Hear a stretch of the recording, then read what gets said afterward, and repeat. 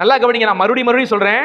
பைபிள்ல ஒரு வசனம் இருக்கிறது, ஆனால் அந்த வசனத்துக்கு போதகர்கள் விளக்கம் கொடுக்கிறார்கள் அல்லவா, அங்கதான் தப்பு பண்றாங்க. பைபிள் என்னைக்குமே குறைபாடு இல்லை.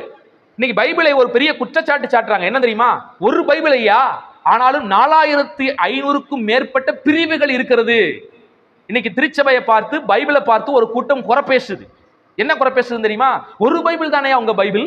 அந்த ஒரு பைபிள்ல எத்தனை விதமான பிரிவுகள் வச்சிருக்கீங்க? 4500 பிரிவு வச்சிருக்கீங்களே. ஒவ்வொருத்தரும் உபதேசம் பண்றான்.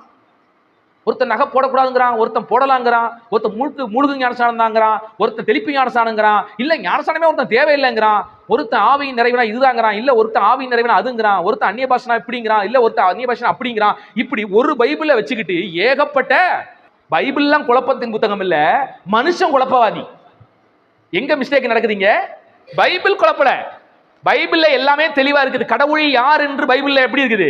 தெளிவாக இருக்கிறது. ஞானஸ்நானம் என்றால் என்ன, எப்படி கொடுக்க வேண்டும் என்று பைபிள்ல எப்படி இருக்குது? தெளிவாக நமக்கு இருக்கிறது. வேற என்ன? அந்நிய பாஷைனா என்ன, ஆவியின் நிறைதல் என்றால் என்ன என்பதை பைபிள்ல ரொம்ப என்ன செய்யுது? ரொம்ப தெளிவா இருக்குது. இதுல இல்லாம ஒண்ணு அவ்வளவு பியூரா இருக்குது. பைபிள்ல எந்த குறையும் இல்லை. எதுக்கு இவ்வளவு பிரிவு உண்டாயிருச்சுன்னா, மனிதனுடைய அறிவு புரிந்து கொள்ளுதலிலே என்ன இருக்குது?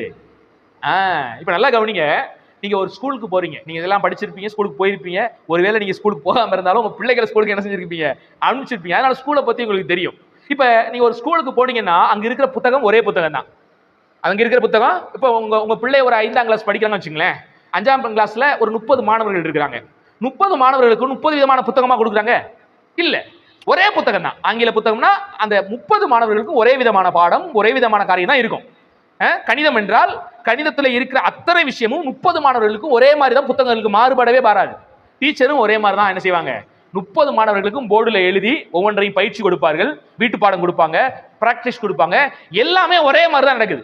இப்ப நல்லா கவனிங்க, 30 மாணவர்கள் தான் இருக்கிறாங்க. 30 மாணவர்கள் புத்தகம் ஒன்றுதான், போதனை செய்கிற ஆசிரியர் ஒன்றுதான், போர்டுல எழுதி போட்ட எழுத்துக்கள் ஒன்றுதான்.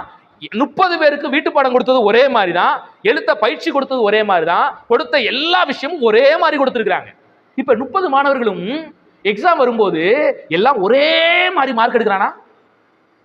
மார்க் எங்கேயாவது பாத்திருக்கீங்க? எந்த ஸ்கூல்லையாவது பாத்திருக்கீங்களா? சார் எங்க ஸ்கூல்ல 30 மாணவர்களும் 90 மார்க், எல்லாருமே 30 பேருமே 90 மார்க் இருக்குதா? என்ன நடக்குறாங்க? ஒருவர் 90 எடுக்கிறார், ஒருவர் 195 எடுக்கிறாரு, ஒருத்தர் 35 தான் எடுக்கிறாரு, ஒருத்தர் 10 தான் எடுக்கிறாரு. ஏன் இந்த பிரச்சனை? அப்ப புத்தகம் தப்பு பண்ணிருச்சா? புத்தகம் எதுவும் தப்பு பண்ணிருச்சா? இல்ல பாடம் எடுக்கிற பரிசுத்த ஆவியானவர் தப்பு பண்ணிட்டாரா? இல்ல, புத்தகமும் தப்பு பண்ணல, ஆசிரியரும் தப்பு பண்ணல. மாணவர்களுடைய புரிந்து கொள்ளுதல் என்ன இருக்குது? மனிதர்கள் குறை உள்ளவர்கள்.